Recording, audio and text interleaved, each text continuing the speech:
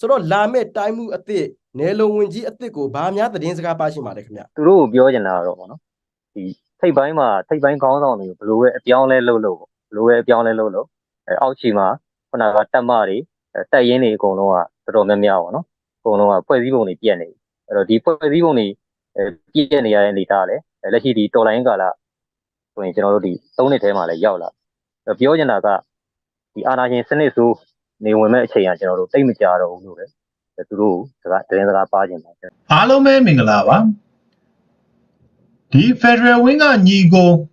လွန်ခဲ့တဲ့2လကျော်လောက်က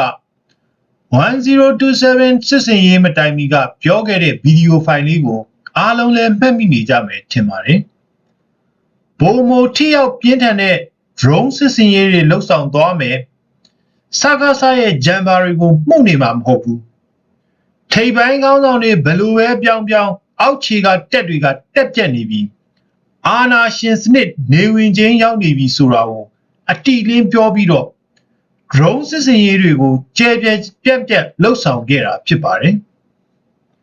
အစကတော့ဒီညီကိုပြောကြားချက်တွေကိုစခဘောမတွေကဟာတလို့ပြည့်ရပြုခဲ့ကြတာပါ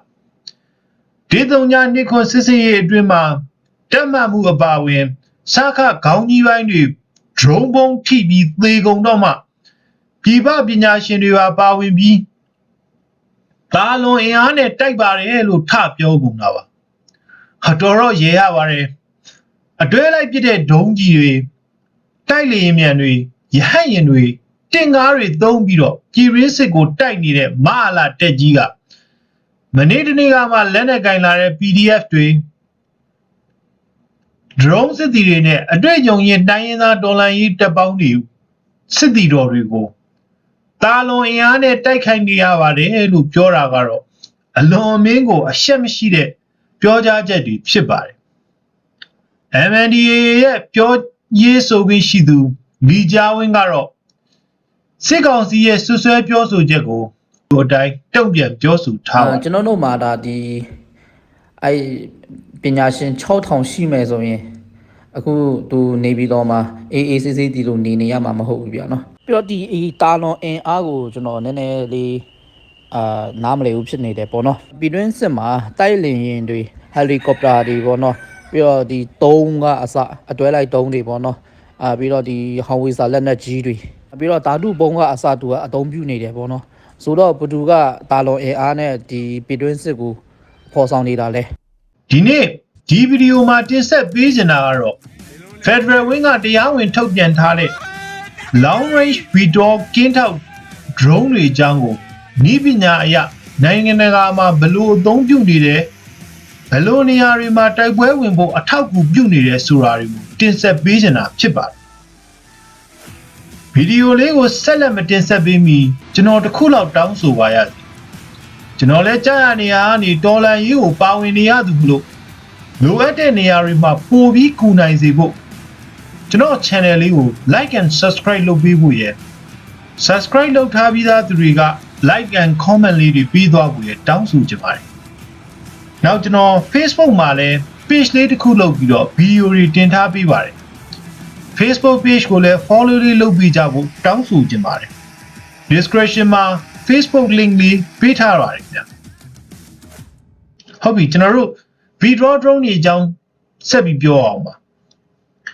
VTOL drone တွေအကြောင်းအသေးစိတ်ကိုတော့ကျွန်တော်အရင်ဗီဒီယိုမှာတင်ဆက်ပေးပြီးသားဖြစ်ပါတယ်မကြည့်ရသေးတဲ့သူတွေကအောက်က description မှာပေးထားတဲ့ link မှာသွားကြည့်လို့ရပါတယ် VTOL drone တွေဆိုတာကတော့ vertical landing and take off drone ဒေါင်းလိုက်အတက်ဆင်းပြုလုပ်လို့ရတဲ့လေယာဉ်ပုံစံတူ drone တွေပဲဖြစ်ပါတယ်သူ့မှာပန်ကာ9ခုပါဝင်ပြီးတော့4ခုကအတက်ဆင်းပြုလုပ်ရန်အတွက်အသုံးပြုပြီးတော့လေယာဉ်ကိုယ်ထဲမှာတက်ဆင်ထားတဲ့ပန်ကာကတော့လေယာဉ်ကိုရေပြင်းကြီးပြန်တန်းနိုင်အောင်လှုပ်ဆောင်ပေးပါတယ်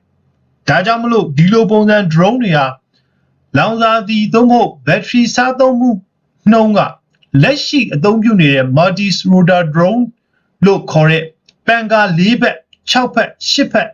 စတဲ့ပါဝင်တဲ့ drone တွေထက် power စားသုံးမှုနှုန်းအလွန်ပဲနည်းပါတယ်လေထဲမှာလေဟုန်စီးပြန်တန်းနိုင်လို့ပုံမိုလင်းမြန်စွာပြန်တန်းနိုင်ပြီး ခရီးမိုင်ကွာဝေးကိုလည်းအများကြီးသွားနိုင်မှာဖြစ်ပါတယ်တနေရာထဲမှာလှက်ပတ်ပြန်တန်းနေပြီးတော့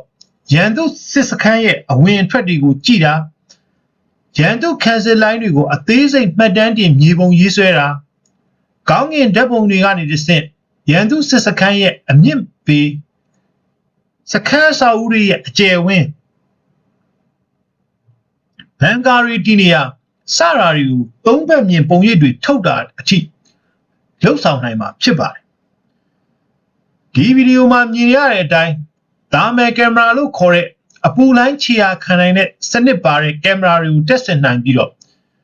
ရန်သူအင်အားကိုတောအုပ်ထဲမှာပုံနေရင်တော့ခြေရာခံထောင်လိုင်းနိုင်မှာဖြစ်ပါတယ်ဒါပြင်ကာဂို delivery စနစ်တက်ဆင်ပြီးတော့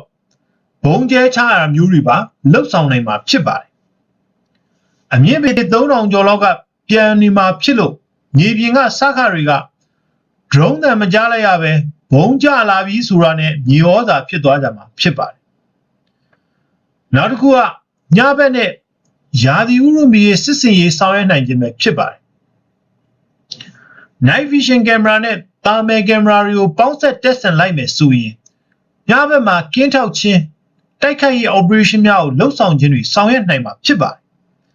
နောက်တစ်ခုကတော့ AI camera တွေတက်ဆင်အသုံးပြုနိုင်ပြီးတော့ပုံမှန်မဟုတ်တဲ့စစ်ရေးလှုပ်ရှားမှုတွေကိုအလိုလျောက်ခြေရာခံနိုင်ခြင်းနဲ့ရန်သူစစ်ရင်တွေသွာလာမှုကိုဒီဗီဒီယိုထဲကအတိုင်းခြေရာခံနိုင်မှာဖြစ်ပါတယ်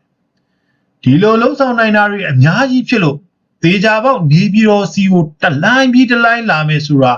ခြောက်နေတာမဟုတ်ဘူးဆိုတော့သေချာပေါက်နားလည်နေလောက်ပြီဖြစ်ပါတယ်ဒါကြောင့်မို့ကျွန်တော်တို့ပြည်သူတွေအားလုံးကိုလည်း